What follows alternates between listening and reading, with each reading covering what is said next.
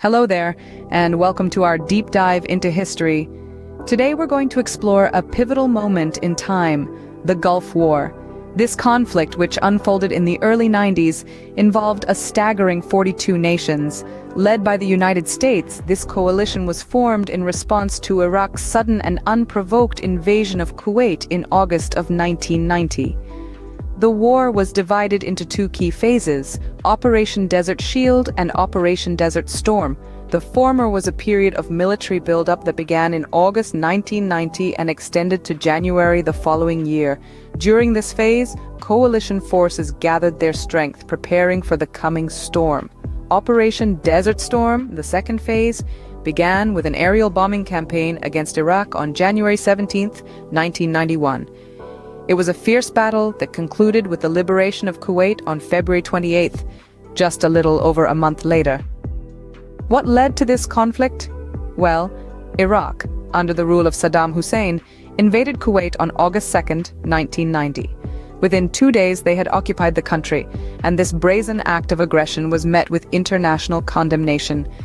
The United Nations Security Council imposed economic sanctions on Iraq, and a coalition of countries, primarily the United States, Saudi Arabia, the United Kingdom, and Egypt, launched a military intervention to force Iraq out of Kuwait. The Gulf War, also known as the Persian Gulf War, First Gulf War, Kuwait War, or First Iraq War, is notorious for including three of the largest tank battles in American military history.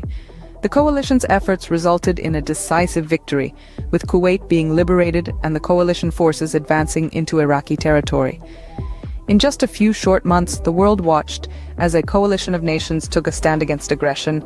But how did it all unfold? Stay tuned. The trigger for the Gulf War was Iraq's sudden and brutal invasion of its smaller neighbor, Kuwait. This unexpected act of aggression was not a random act of violence, but rather a calculated move by Iraq. Iraq's economy was in a precarious state, ravaged by the 8-year-long Iran-Iraq War, and it viewed Kuwait's oil wealth as a lifeline. Moreover, Iraq accused Kuwait of slant drilling, a method of extracting oil from beneath Iraqi territory. In the early hours of August 2, 1990, Iraqi forces stormed into Kuwait, swiftly occupying the country within 2 days. This was not a mere border skirmish, it was a full-scale invasion, a flagrant violation of international law, and it sent shockwaves around the globe. The world was quick to react. The United Nations Security Council, the body tasked with maintaining international peace and security, condemned the invasion in the strongest terms. It demanded an immediate and unconditional withdrawal of Iraqi forces from Kuwait. When this call fell on deaf ears, the Security Council took an unprecedented step. It imposed comprehensive economic sanctions on Iraq, aiming to choke off its finances and force it to comply. The international community was united in its stance. Leading nations like the United States, United Kingdom, Saudi Arabia, and Egypt were particularly vocal in their condemnation. They began mustering an international coalition to push Iraq out of Kuwait, if necessary by force. The world was set on a path to war, a war that would come to be known as the Gulf War, the first major conflict following the end of the Cold War. The world had made its stance clear. It was time for Iraq to withdraw. But what happened when they didn't?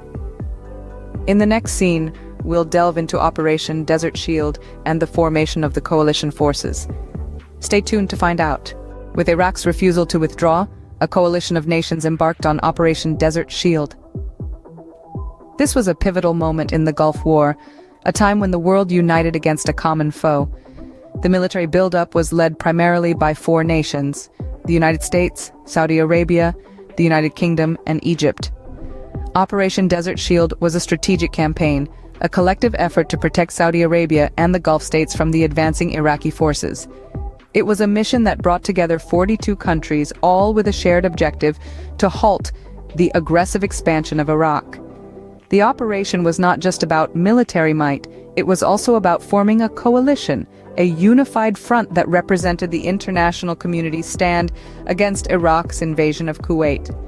The coalition's strategy was to deter further Iraqi aggression and to ensure the safety and security of Saudi Arabia and the Gulf states.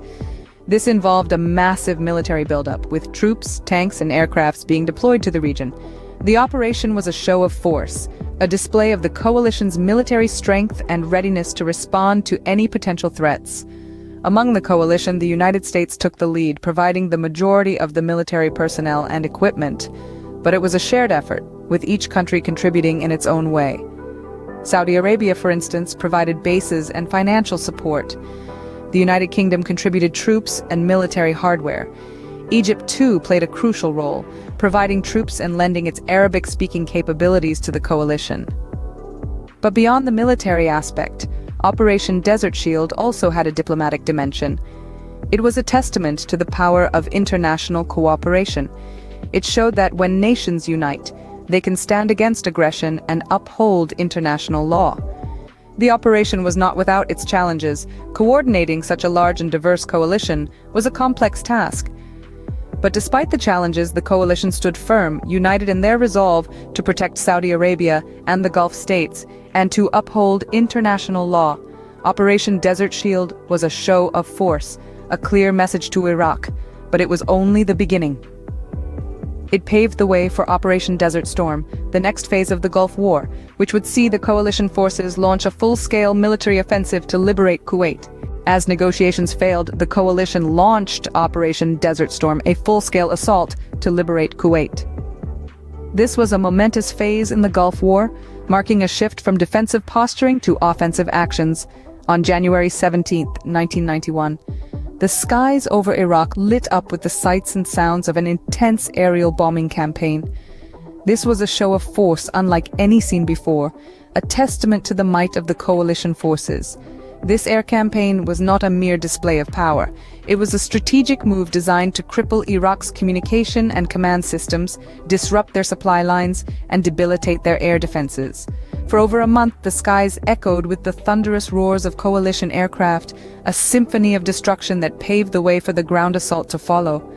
And when the ground assault began, it was with a ferocity that matched the intensity of the aerial bombardment. The coalition forces, led by the United States, Saudi Arabia, the United Kingdom, and Egypt, advanced into Kuwait and Iraq, pushing back the Iraqi forces with determination and courage.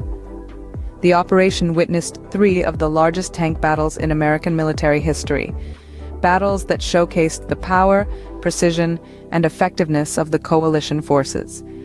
These battles, fought in the harsh desert terrain, were nothing short of epic. The Battle of Medina Ridge, the Battle of Norfolk, and the Battle of 73 Easting are still studied in military academies around the world for their tactical brilliance and strategic importance.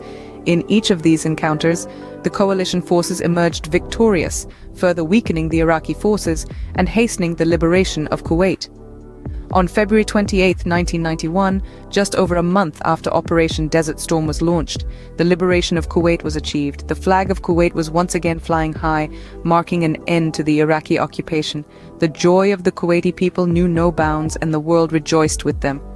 With Kuwait liberated and Iraq's forces in disarray, the Gulf War seemed to be nearing its end, but what was the final outcome? As we delve into the aftermath of the war in our next segment, we will explore the far-reaching impacts of this conflict and the lessons learned from it. The war ended not with a bang, but with a ceasefire. Let's explore the aftermath of the Gulf War.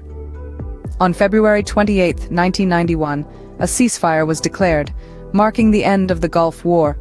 However, this did not signal an immediate end to the conflict. There was a subsequent ground assault into Iraq, a move that further complicated the already tense situation in the region. The Gulf War, in many ways, reshaped the geopolitical landscape of the Middle East. The immediate aftermath saw a shift in power dynamics, with the United States solidifying its role as a dominant force in the region. This shift had long-lasting effects, influencing political, economic, and social dynamics in the region for years to come. The war also had a profound impact on the countries directly involved. For Iraq, the war resulted in significant loss of life and devastation of its infrastructure. The imposition of economic sanctions by the United Nations further crippled the country's economy, leading to widespread suffering among its population. Kuwait, on the other hand, experienced a different kind of aftermath. Liberated from Iraqi occupation, the country faced the daunting task of rebuilding.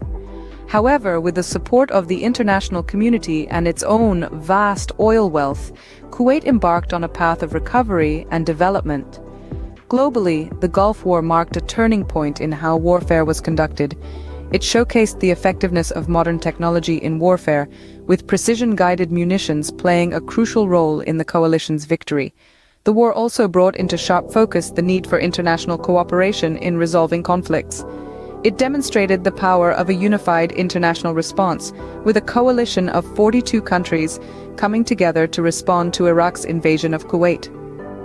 The Gulf War was a momentous period in world history, a time of alliances, conflicts, and ultimately change. Thank you for joining us on this journey into the past. Remember to subscribe and share if you enjoyed the video, and stay tuned for more exciting historical deep dives.